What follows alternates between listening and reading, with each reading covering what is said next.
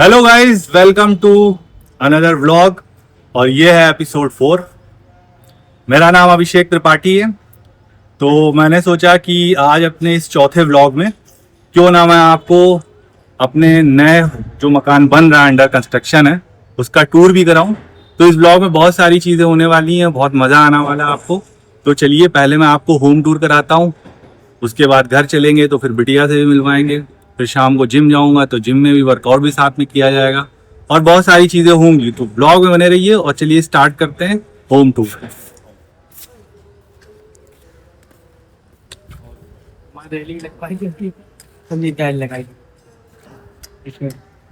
भाई अभी ये भाई अपनी छत पे जो है हैप्पी ने टाइल्स वाइल्स लगा दिए हैं, पूरा टाइल्स वाइल्स लग चुका है। बाकी यहाँ पर एक बेसिन हो जाएगा, यहाँ पर अपना जो है क्या कहते हैं वॉशिंग मशीन वगैरह हो जाएगी। ये छत का हाल है। बेसिकली इसमें हमने वुडन वाला जो है टाइल्स लगाए हुए हैं और यहाँ पर जो है हमारा एक बड़ा सा मंदिर बनेगा। और क्योंकि पूरे मकान में मेरे लिए चिंता कर रही था कि मैं मंदिर कहाँ रखूं, तो सबसे बढ़िया जगह लग रही थी। तो ये हो गया आपका मंदिर, यहाँ पर बकायदा अभी ये दिख रहा है, एक समय बाद आपको बहुत अच्छा लगेगा। आओ भाई तो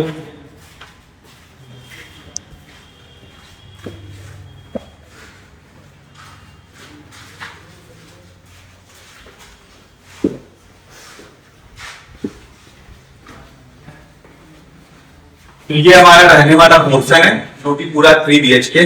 तो ये लिविंग एरिया है, डाइनिंग एरिया है, ठीक है। इसके बाद एक हमारा मास्टर बेडरूम होगा। मास्टर बेडरूम जो है लाइट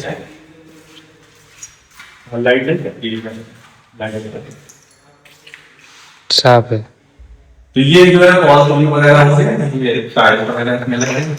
इससे अटैच है ये बाथरूम है, जिसका अभी आप लोग आगे वीडियो में रिकॉर्ड करूंगा तो देखोगे। ये बीच वाला कमरा है और इसमें भी सब फॉल सीलिंग वगैरह हो गई है, तो फिनिशिंग का काम चल रहा है।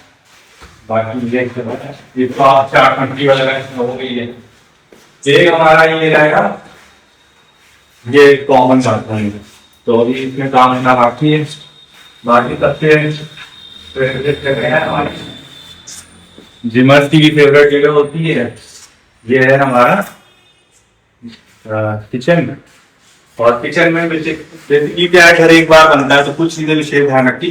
तो हम लोगों को ये क्वार्ट्ज लगवाया व्हाइट कलर का, बहुत मजबूत होता है और जब ये फिनिश होकर तैयार होता है एक नंबर का मजेदार लगता है। ये हमारा बाहर वाला बेडरूम हो गया।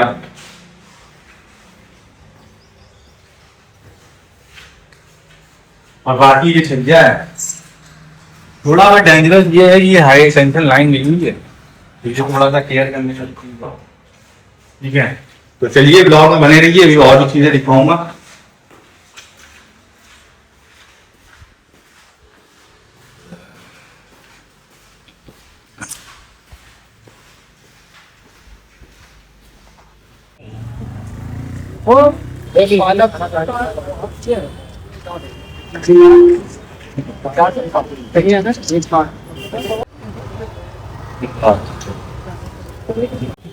ये पुराने समय में जब लोगों को भूख लगती थी तो यही सब जुगाड़ चलता था।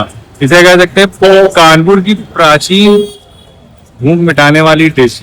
जैसे मुंबई में तुम्हारा बड़ा पाव चलता है, उसी तरीके से। आओ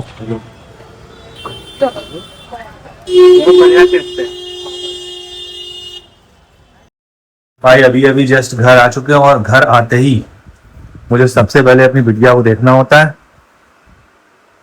हे हे बिटिया,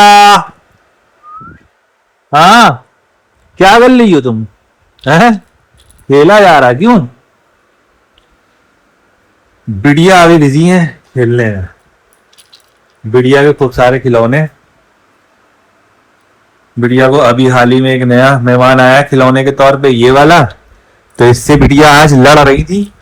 वो चीज सुबह सुबह मैं कैप्चर नहीं कर पाया क्योंकि जल्दी जल्दी में मुझे जाना था काम से, तो इस वजह से जो है रह गया मामला।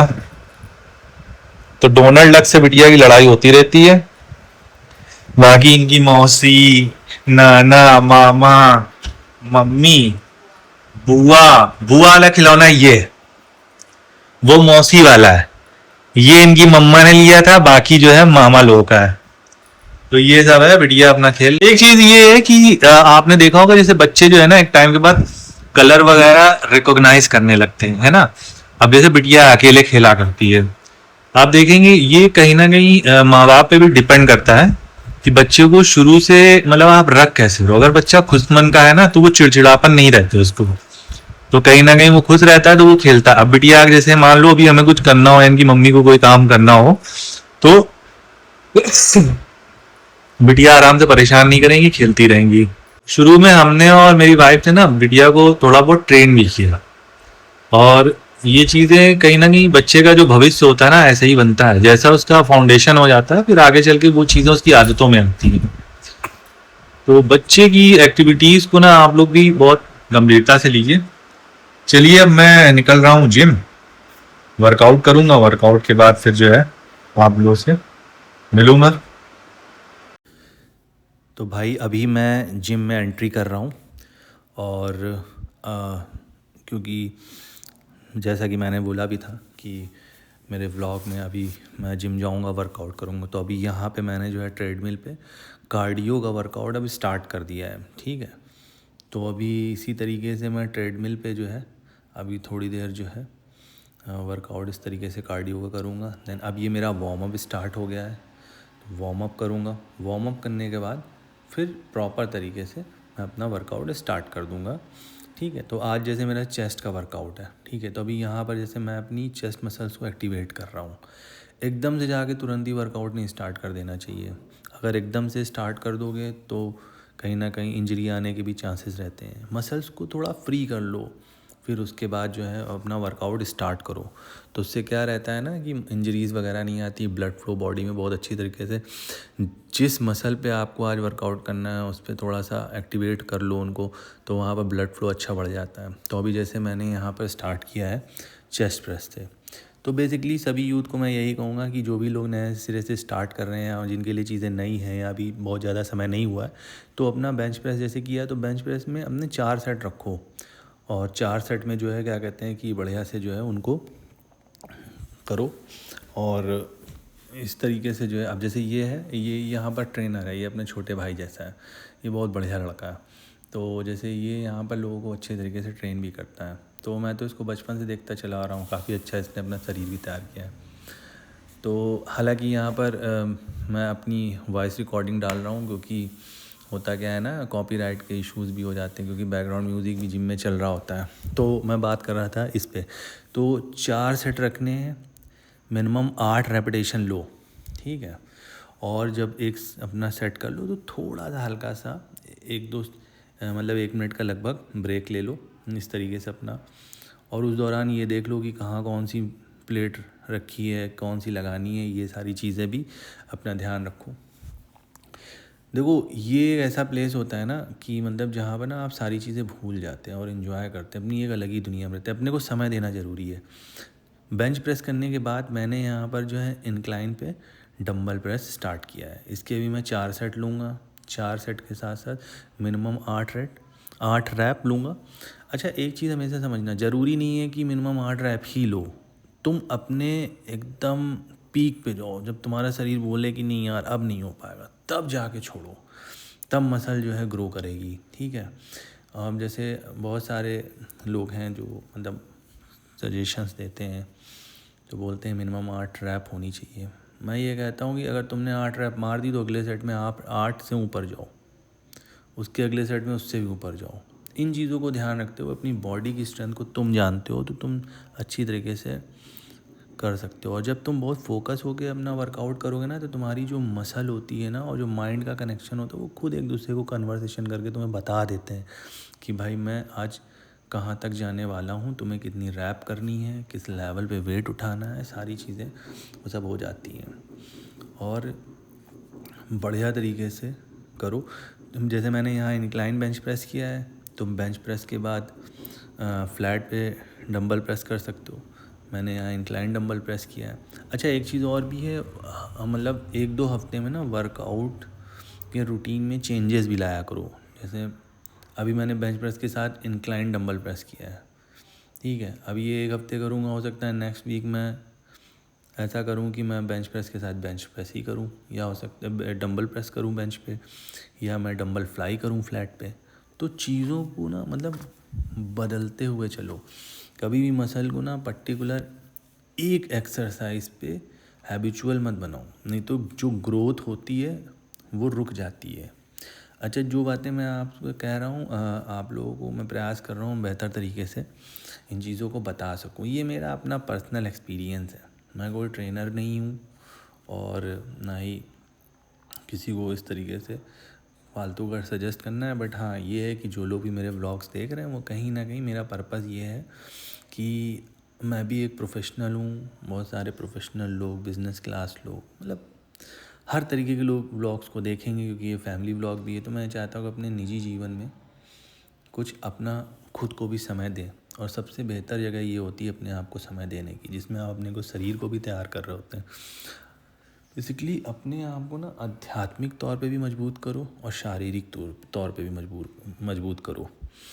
अच्छा, वर्कआउट के बीच में जैसे आप लोग पानी आनी पीते हो ना, तो अगर सिंपल पानी मत पियो, एटलीस्ट अगर BCAA नहीं ले सकते हो तो ORS वगैरह उसमें घोल लो, तो वो थोड़ा सा सही रहता है, मतलब है ना। एकदम सीधे सीधे पानी मत पियो, वो थोड़ा सा अगर हो सके तो अवॉइड करो, और बीच बीच में से वर्कआउट करो। तो थोड़ा सा इस तरीके, जैसे मैं थोड़ा सा 1-2 लोगों से, ट्रेनरों से या मिल के या किसी अपने मित्र से मिल के बात कर लेता, उससे क्या रहता है, थोड़ा माइंड जो होता है ना वो हल्का हो जाता है, और काम में जो है फिर वो मन लगा रहता है।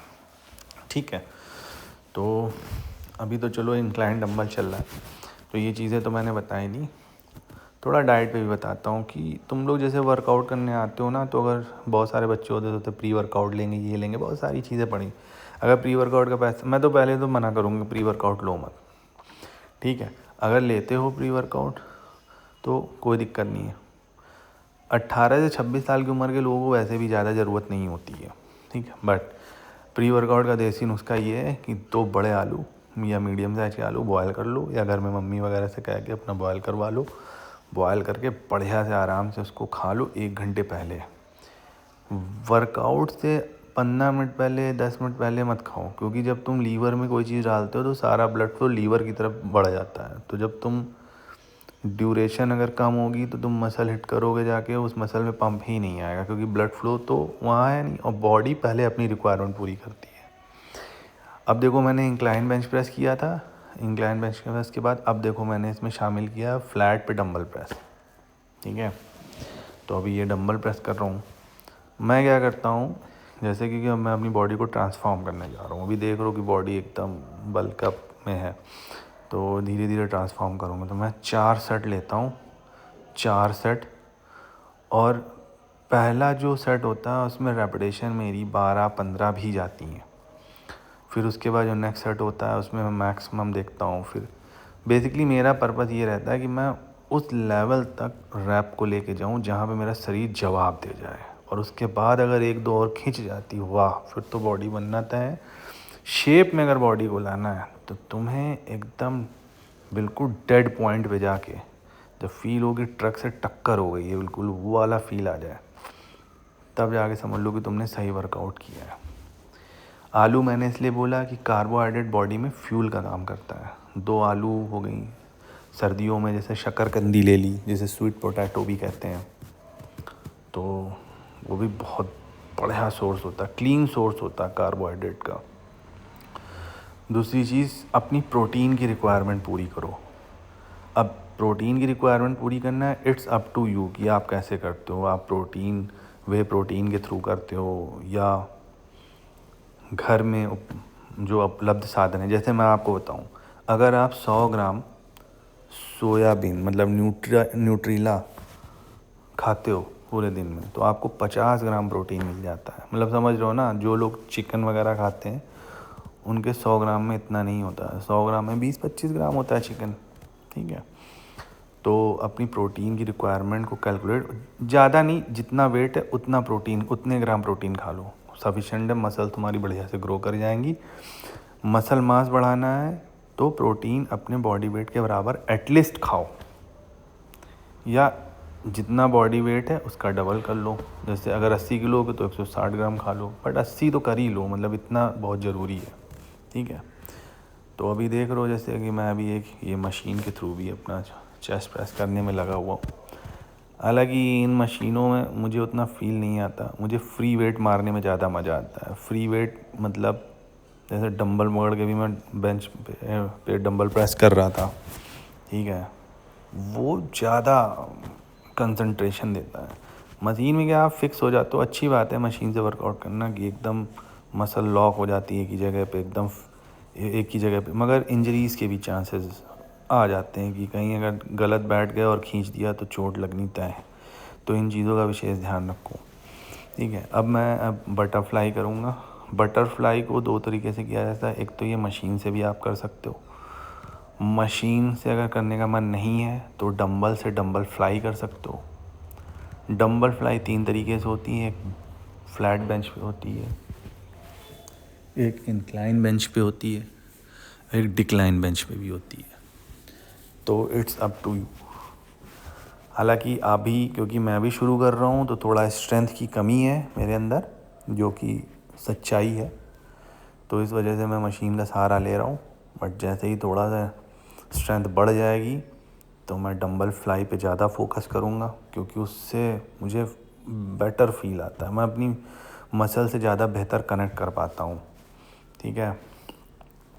अब चलो ये वर्कआउट तो आप लोग देख ही रहे, उसके साथ साथ मैं कुछ चीज़ें बता देता हूँ। जैसे अगर आप मान लो आपको सप्लीमेंट यूज़ ही करना है और आपको लगता है कौन सा बेटर सप्लीमेंट है, तो मैं 3 सप्लीमेंट बता देता हूँ। 3 सप्लीमेंट जो है बेस्ट सप्लीमेंट हैं और बहुत कम रुपए में मिल भी जाते हैं और पॉकेट फ्रेंडली होते हैं।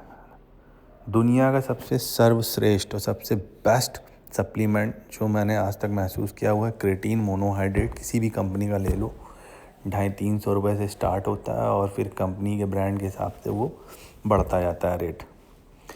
मुझे सबसे बेहतरीन जो लगता है वो क्रेटीन मोनोहाइड्रेट ही लगता है।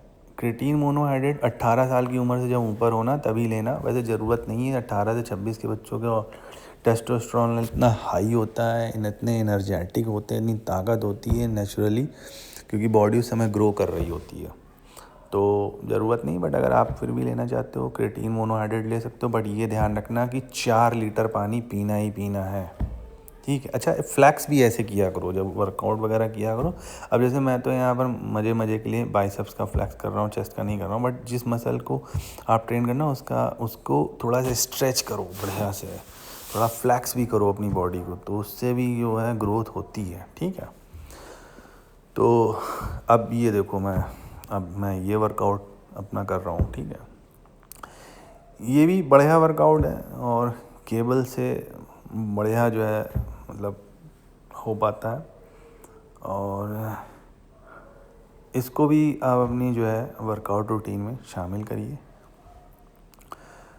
दूसरी चीज़ मैं बात कर रहा था सप्लीमेंट पे, तो नंबर 1 पे मेरे लिए क्रेटीन होगा। दूसरा होगा अगर बहुत मैसिव पंप चाहिए, लगे वर्कआउट करने के बाद मज़ा आ जाए कि हाँ भाई मसल एकदम फूली है, तो सिट्रुलिन मैलेट। और तीसरा है आपका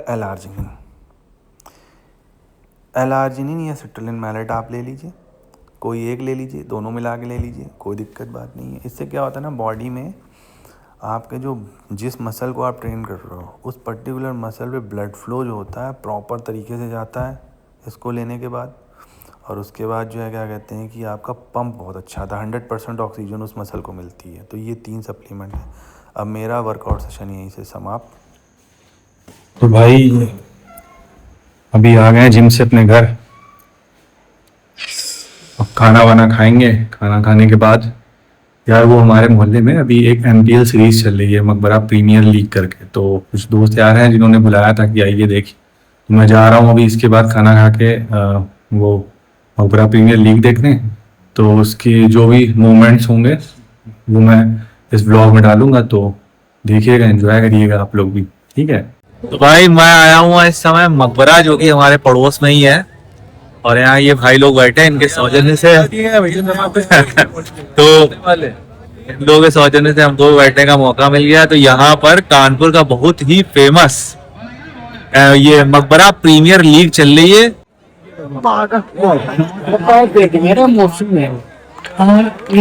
भाई विकेट गिर गया है। मसवानपुर की टीम का दूसरा विकेट जो है जाता हुआ है। भाई ये है प्लेयर जो अपना विकेट जो है भावनाओं में बहकर शॉट मारने के मामले में लेके चले गए हैं। आप हमें बात है अगले बैट्समैन उठे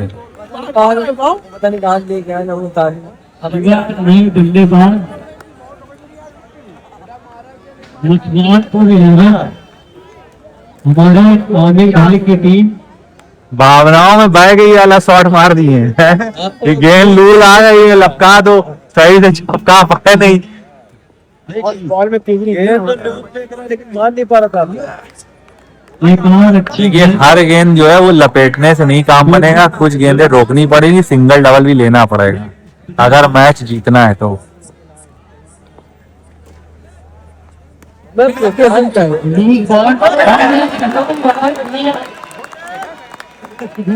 भाई एक विकेट और गिर गया।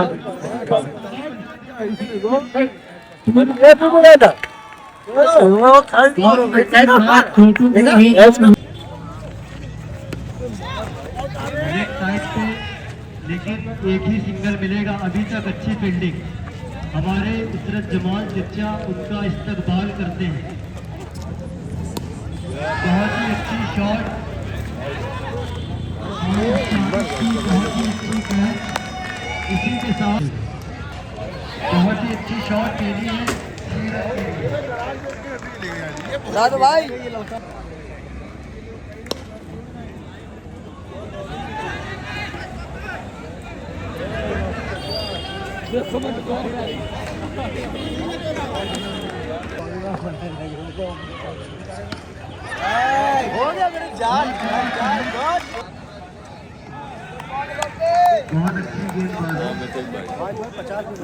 तो भाई इस व्लॉग का सफ़र जो था वो यहीं तक था, ठीक है। तो मैंने इसमें सारी चीज़ें इंक्लूड करी हैं, आपको मैच भी दिखाया, लोकल लेवल पे बच्चे जो टूर्नामेंट्स कराते हैं आपस में मिलके, तो वो भी है, जिम का वर्कआउट भी है, और मार्केट में जैसे कुछ हम लोग कभी कभी बहुत भूख लगी होती है तो कुछ खाते पीते हैं, तो वो भी चीज़ें हैं।